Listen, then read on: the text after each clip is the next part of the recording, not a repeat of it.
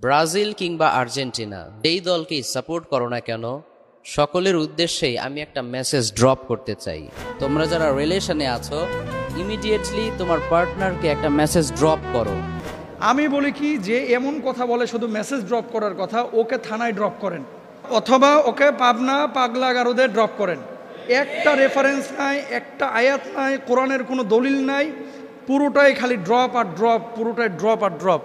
কিছু কিছু মানুষকে ইদানিং দেখা যাচ্ছে যারা প্রেমের আলাপ ছাড়া কোনো আলাপ নাই, তারপরে মনে করেন গার্লফ্রেন্ড বয়ফ্রেন্ডের কথা, তারপরে মনে করেন সিনেমার গল্প করা, তারপরে ফুটবলের গল্প করা, এই ধরনের অনেক বিষয়গুলো তারা বিভিন্নভাবে বিভিন্ন উপায়ে দর্শকদের সামনে, মানুষের সামনে, জাতির সামনে পেশ করছে। আল্লাহর নামে হলফ করে বলছে, আমি 3 বার বলতেছি, আল্লাহর কসম, আল্লাহর কসম, আল্লাহর কসম, আজকে উমরের জামানা যদি থাকতো তাহলে হয়তোবা যে অপরাধী এইভাবে ইসলামকে কটাক্ষ করছে, হাসির পাত্র বানাচ্ছে, তাকে হয়তোবা উমর রাদিয়াল্লাহু তাআলা আনহু কড়া শাসনের মুখোমুখি করে হয় জেলখানায় পুরে দিতেন, অথবা তাকে কতল করে ফেলতেন। আমি সাধারণত কারো নাম নিয়ে কোনো কথা কোথাও বলতে চাই না, যদিও তিনি নাম উল্লেখ করেছিলেন। আমি তার নামটা উচ্চারণ করে তাকে আরও ভাইরাল করতে চাই না। আমি যে বিষয়টা আপনাদের কাছে বলতে চাচ্ছি, আপনারা আমাদের লেকচার শোনেন, ওয়াজ শোনেন, আলোচনা শোনেন। কখনো কখনো আমরা স্টুডিও ভিত্তিক ইনডোর কিছু আলোচনা করি বাসায়, আর সওয়াল জবাব করি, কখনো টেলিভিশনে প্রোগ্রাম করি, কখনো জুমার খুতবা দিই। আলেমদের কাজটা কি? আলেমদের কাজ হচ্ছে আল উলামা ওয়ারাসাতুল আম্বিয়া, যে আলেমরা হচ্ছে নবীদের ওয়ারিস, তাই না? নবীরা যে কাজ করেছে, আলেমরা সেই কাজটা জাতির সামনে, মানুষের সামনে স্বচ্ছভাবে কোরআন এবং সুন্নাহর আলোকে তুলে ধরবে। এটাই হচ্ছে বাস্তব কথা। এখন বর্তমানে এই সোশ্যাল মাধ্যম বা এই যুগে ফেসবুক, ইন্টারনেটে যারা আপনারা সম্পৃক্ত আছেন, আপনারা দেখেছেন যে আলহামদুলিল্লাহ এদেশে অনেক ইসলামিক স্কলার, যাদের আলোচনার মাধ্যমে অনেকে অমুসলিম থেকে মুসলিম হয়েছে, অনেকে বেনামাজি থেকে নামাজি হয়েছে, অনেকে মুখলিস দায়ী হয়েছে, অনেকে তাকওয়াবান হয়েছে। আর কিছু কিছু মানুষকে ইদানিং দেখা যাচ্ছে যারা প্রেমের আলাপ ছাড়া কোনো আলাপ নাই, তারপরে মনে করেন গার্লফ্রেন্ড বয়ফ্রেন্ডের কথা, তারপরে মনে করেন সিনেমার গল্প করা, তারপরে ফুটবলের গল্প করা, এই ধরনের অনেক বিষয়গুলো তারা বিভিন্নভাবে বিভিন্ন উপায়ে দর্শকদের সামনে, মানুষের সামনে, জাতির সামনে পেশ করছে। আল্লাহর নামে হলফ করে বলছে, আমি 3 বার বলতেছি, আল্লাহর কসম, আল্লাহর কসম, আল্লাহর কসম, আজকে উমরের জামানা যদি থাকতো তাহলে হয়তোবা যে অপরাধী এইভাবে ইসলামকে কটাক্ষ করছে, হাসির পাত্র বানাচ্ছে, তাকে হয়তোবা উমর রাদিয়াল্লাহু তাআলা আনহু কড়া শাসনের মুখোমুখি করে হয় জেলখানায় পুরে দিতেন, অথবা তাকে কতল করে ফেলতেন। এরকম যারা ইসলামকে তামাশার পাত্র বানায়, ইসলামকে তামাশার পাত্র বানায়, যারা এই কথাগুলো বলতেছে, কখনো ব্রাজিলের কথা বলতেছে, আর্জেন্টিনার কথা বলতেছে, মানে কিভাবে, যারা আজকে সকালবেলায় তোমরা খেলা দেখেছো, আবার বলতেছে যে গার্লফ্রেন্ডকে মেসেজ ড্রপ করার কথা। আমি বলি কি, যে এমন কথা বলে শুধু মেসেজ ড্রপ করার কথা, ওকে থানায় ড্রপ করেন, অথবা ওকে পাবনা পাগলা গারদে ড্রপ করেন। একটা রেফারেন্স নাই, একটা আয়াত নাই, কোরআনের কোনো দলিল নাই, পুরোটাই খালি ড্রপ আর ড্রপ, পুরোটাই ড্রপ আর ড্রপ। ইসলাম কি বলে? জায়েজ আছে এই সমস্ত বিষয়? আরে আপনি সিনেমার একটা কথা বললেন যে অমুক সিনেমা এই ঈদে মুক্তি পেয়েছে, আপনি যখন এই সিনেমার নেগেটিভ 4-5টা বিষয় বলবেন, অনেক শ্রোতা আছে এটা ক্লিক করে দেখতে চাইবে যে আসলে হুজুর এটা বলেছে, একটু খুলে দেখি না কি আছে আসলে। তার মানে আপনি উৎসাহিত করেছেন। আমি বলি রাসূল আকরাম সাল্লাল্লাহু আলাইহি ওয়াসাল্লাম এই সমস্ত আলেমদেরকে, দায়ীদেরকে, যারা এমন কাজ করেছেন, তাদেরকে কি বলেছেন একটু দেখেন। এরা দাজ্জালের চাইতে মারাত্মক। জোরে সোরে বলেন নাউযুবিল্লাহ। আল্লাহর হাবিব সাল্লাল্লাহু আলাইহি ওয়াসাল্লাম এদেরকে দাজ্জালের চাইতেও মারাত্মক বলেছেন। দেখেন রাসূল আকরাম সাল্লাল্লাহু আলাইহি ওয়াসাল্লাম বলেছেন, এমন কিছু রয়েছে যেটির ব্যাপারে আমি আমার উম্মতের জন্য দাজ্জালের অপেক্ষাও বেশি ভয় পাই। নবীজি বলছেন যে পরবর্তীতে এমন কিছু মানুষ আসবে যে মানুষগুলো দাজ্জালের চাইতে মারাত্মক হবে। দেখেন, ভণ্ডামি আপনি সাধারণ গেট আপে করেন, সেখানে কোনো মানুষ বিভ্রান্ত হবে না, যে ও জানে যে ওটা ভণ্ড। আর যখন আপনি ধর্মীয় লেবাস পরে আবেদ আলীর মতো, যখন আপনি টুপি পরে, পাঞ্জাবি পরে, দাড়ি রেখে আপনি যখন এই ধরনের কোনো কাজ, কোনো কর্মকাণ্ড করবেন, তখন মানুষ মনে করবে এটা ইসলাম, অথচ এটা সম্পূর্ণরূপে হারাম। আল্লাহ রাসূল সাল্লাল্লাহু আলাইহি ওয়াসাল্লাম কি বলছেন? তখন আমি ভীত হয়ে পড়লাম। তাই আমি বললাম, হে আল্লাহ রাসূল সাল্লাল্লাহু আলাইহি ওয়াসাল্লাম, এটি কোন জিনিস যার ব্যাপারে আপনি আপনার উম্মাহের জন্য দাজ্জালের চাইতে অধিক ভয় করেন? আল্লাহর হাবিব সাল্লাল্লাহু আলাইহি ওয়াসাল্লাম বললেন, পথভ্রষ্ট আলিমগণ। আমি এই ছেলেটাকে, যেই মেসেজ ড্রপ বলেন, আপনিও চিনেন, আমরাও চিনি, একে আলেমই মনে করি না। যদি আলেম হতো, তার তাফসির থাকতো, আলেম হতো, ইসলাহের অনেক কথা থাকে। আলেম যদি হতো তাহলে কোরআন হাদিসের অনেক কথা থাকে যেগুলো নিয়ে কথা বলতো।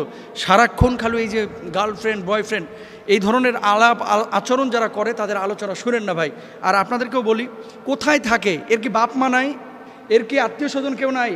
এর কি ওস্তাদ কেউ নাই? কোন এলাকায় সে থাকে? তাকে হয় শাসন করেন অথবা তাকে নিয়ে গিয়ে আইনের হাতে তুলে দেন, পুলিশের হাতে তুলে দেন। এবং এই সমস্ত পাগলামি যারা করে এরা শুধুমাত্র নিজের ক্ষতি করতেছে না, বরঞ্চ সমষ্টিগতভাবে ইসলামের ক্ষতি করতেছে। এদের ওয়াজ শোনা যাবে না, এদের থেকে দূরে থাকবেন, মাহফিলে এদেরকে নেবেন না, এদেরকে মসজিদের ইমামতিতে নেবেন না। এরা ফাসেক। এই সমস্ত মানুষগুলো হচ্ছে ইসলামের সাথে বেইমানি করে, গাদ্দারি করে।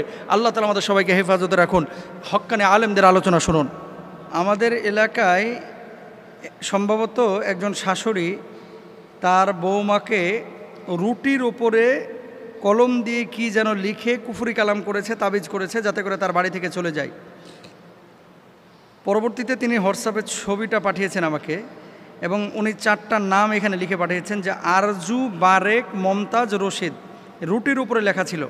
মোহতারাম, এই ধরনের কুফরি কালাম কাটানোর জন্য কোনো আমল আছে কিনা, আর আসলে রুটির উপরে লিখে এভাবে কুফরি কালাম করা যায় কিনা আপনাদেরকে দেখায় ছবিটা।